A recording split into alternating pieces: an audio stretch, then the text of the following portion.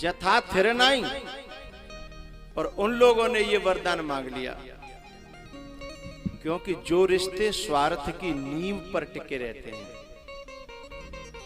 जो रिश्ते स्वार्थ की नींव पर टिके रहते हैं, उनको ढह जाने में पता नहीं कौन से क्षण ढह जाएं, क्योंकि स्वार्थ की पूर्ति हो गई तो भी ढहना है, और स्वार्थ की पूर्ति न हुई तो भी ढहना है।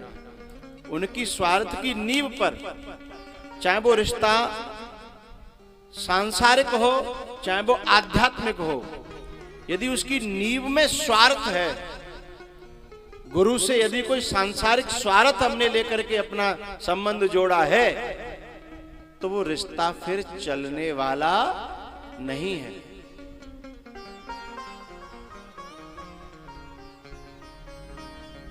एक जगह गए,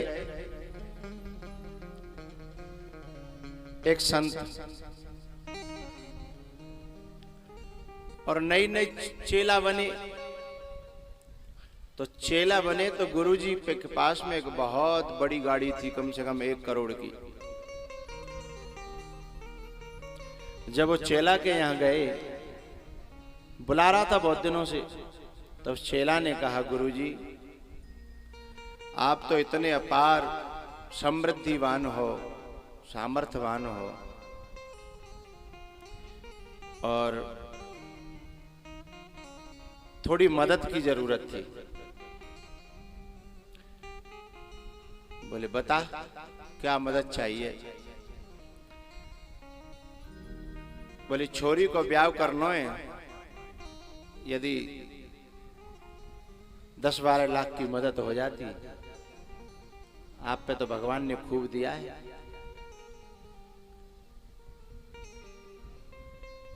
गुरुजी ने कहा कि तू दान धर्म के पैसा को लेकर के क्या नरक में जाना चाहता है? मैं तो दे भी दूंगा, लेकिन तेरा क्या होगा? सुबह बोलो कि यदि आप इतने काम नहीं आए तो फिर काहे के गुरु? यदि इतने काम नहीं आए तो काहे के गुरु? ये तो हम पे ही गलती है कि जो हमने तुम गुरु बनाई। हमें ऐसा पता होती कि जो ऐसे संकट में काम ना आ रहे तो काहे के गुरु फुरू? हमें नहीं पता ही, और खुद तो इतनी बड़ी बड़ी गाड़ी में डोल रहे हैं, और हमने नेक कजू कह दई है, मदद की बात कर दई। और यह घटना किसी और के संग की नहीं है, यह घटना विष्णु चेतन के संग की है।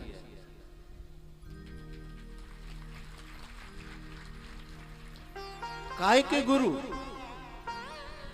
इतने काम नहीं आए, बताओ। पर यह बात उस व्यक्ति ने मुझसे डायरेक्ट नहीं कही, उस व्यक्ति ने किसी और से कही कि बताओ, हम तो इतनी आशा करते हैं कि कब काम आएंगे गुरु।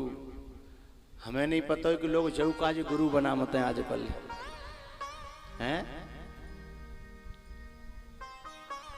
स्वार्थ की नींव पर,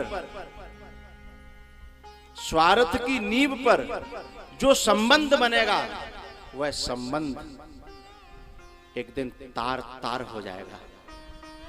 गुरु जीवन में धारण किया जाता है समर्पण के लिए, न कि गुरु को धारण किया जाता है यूज के लिए। अब बादना की बात है कि आज की बात है, वे चेला जी हमारे डेंगना आते, हम भी नहीं डेंगना जाते, और ऐसा कहते मैंने कोई और गुरु बना ले हो भाई। बिना तो भाई छोरी के ब्याह को पैसा चाहिए थे, हैं चाहे कहते मिले।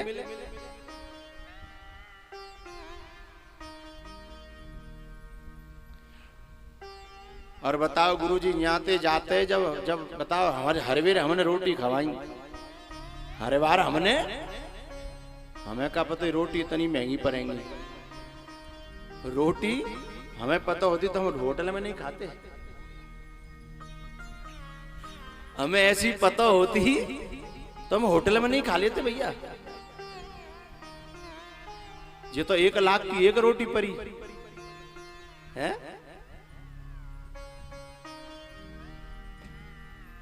स्वार्थ की नींव पर जो संबंध टिका है उसे तुम अच्छा ये मत समझना कि हमने भाई लाख रुपया नहीं दे ताते वो, हाँ बाकी आगे की और आस टूट गई कि जब पहले ही बहनी खराब है गई तो हम तो कितनी लंबी आस लेके बैठे कि भाई छोरी को ब्याह करेंगे फिर मकान बनवाएंगे, हैं मकानू बनवानो भाई, और हमने दूर तक की देख ली।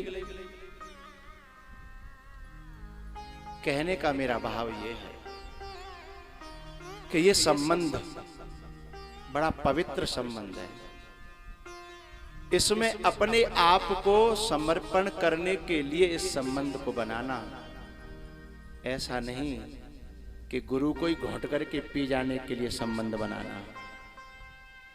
नहीं तो न, गीता में भगवान ने कहा है नायम लोकः अस्ति नायम लोकोस्ति न परो न सुखम संशयात्मनः। ऐसे लोगों को संशय हो जाता है। अच्छा एक बात और शब्द कहा, मैं कहूं कि रहने दूं। उसने एक शब्द और कहा कि हमें नहीं पता है कि गुरुजी उतने लालची होंगे, बताओ मर गए 12 लाख में, गुरुजी उतने लालची होंगे हमें नहीं पता ही। मतलब हमने मांगे 12 लाख 10-12 लाख की मदद मांगी और वो नहीं कर पाई। गुरुजी में इतना लालच है कि अब गुरु फुरु रहे ना, इसलिए हमने तो साहब अब उनसे अपना संबंध तोड़ दिया। कहू काम के ना, कहू काम के ना।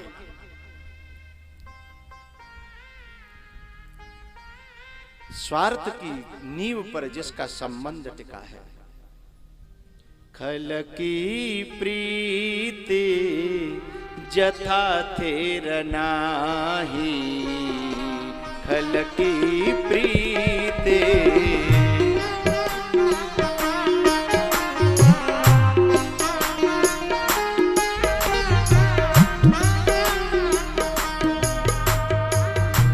दामिन दामा की रहन घन माही, दामिन दामा की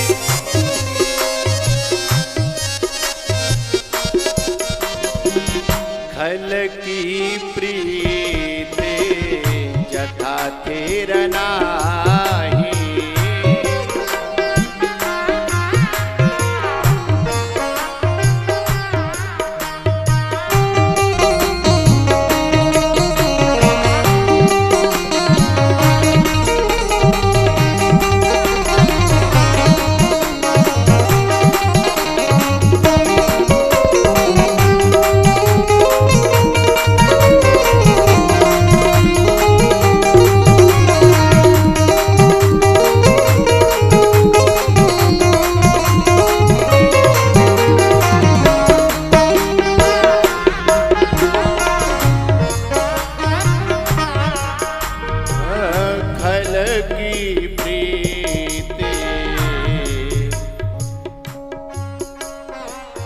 जथा थेर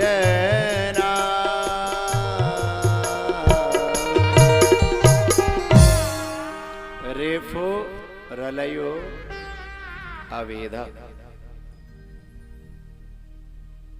खल की प्रीति अथवा खर की प्रीति जथा थिरनाई।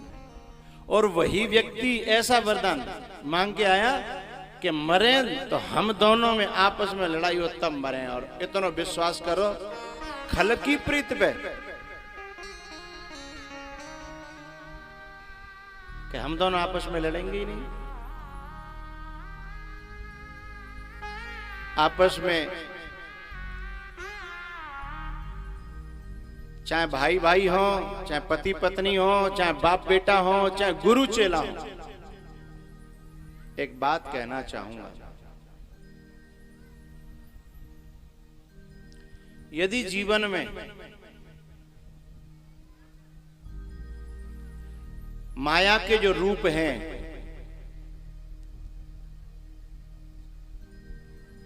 जड़ माया और चेतन माया,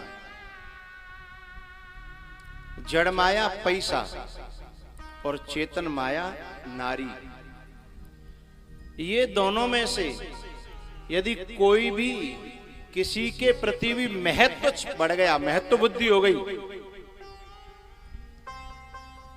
तो संबंध को तार तार होने में दूसरी सेकंड नहीं लगेगी। चाहे वो संबंध भैया भैया का हो, चाहे बाप बेटे का हो, चाहे गुरु चेला का हो, कोई भी संबंध हो, जहां माया जड़ हो या चेतन, माया का कब्जा किसी के दिल और दिमाग पर यदि हुआ, यहां क्या हो गया?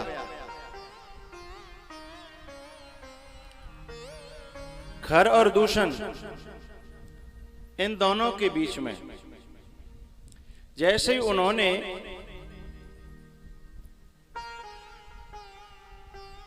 शूर्पणखा ने जब बताया कि उनके साथ में एक बड़ी सुंदर नारी है, तो इन्होंने जाकर के एक ही शर्त रखी कि तुम दोनों से हमें कोई बैर नहीं है, वाय दे जाओ और अपने प्राण ने बाके बदले में ले जाओ। अब वह माया के प्रति, सीता जी क्या है? जीव ब्रह्म विच माया जैसी। अब जैसे ही माया बीच में आई, ऐसे पुराणों में अनेकों दृष्टांत और संसार में तो तुम दिनों रात देख ही रहे हो। हा?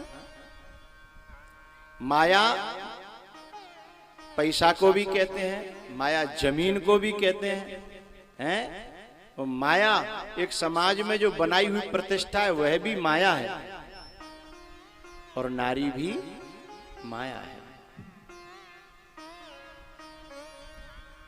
इनमें से किसी ने भी हमारे दिल और दिमाग पर यदि कब्जा किया तो हम अपने ही द्वारा मारे जाएंगे, अथवा अपनों के द्वारा ही मारे जाएंगे। क्या हुआ? उस नारी के लोभ में, उस नारी के लालच में खर और दूषण आपस में भिड़े,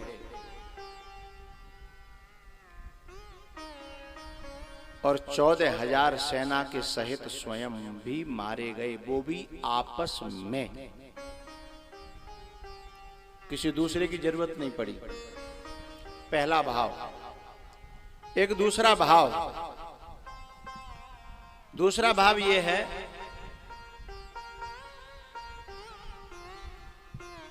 कि हमारे जीवन में 14 करण हैं, 4 अंतःकरण और 10 बाह्य करण। इसलिए वाल्मीकि जी ने 14 स्थान बताए रहने के लिए, भगवान के लिए। 14 करण हैं और यहां भी 14,000 सेना है। हमारे 14 करणों में यदि हमें राम का आभास होने लग जाए, राम दिखने लग जाए, भाई 14,000 जो सेना सब में एक दूसरे को राम ही तो दिख रहा है, तो 14 करणों में यदि हमें राम का आभास हो जाए, हमारी वाणी में भी राम हो, हमारी दृष्टि में भी राम हो, हमारे श्रवण में भी राम हो, कर नित करहि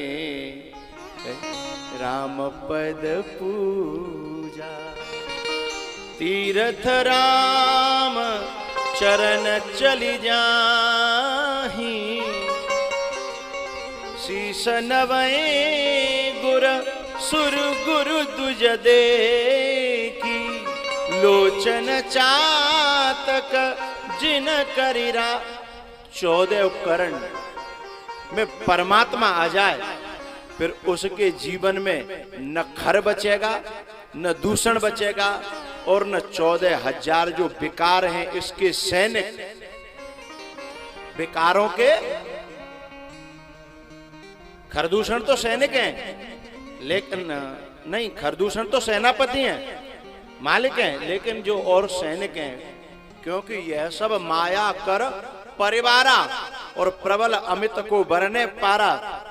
तो जब हमारे 14 करणों में परमात्मा का दर्शन होने लग जाए तो विकार मारने नहीं पड़ेंगे। बोलो बोलो, अपने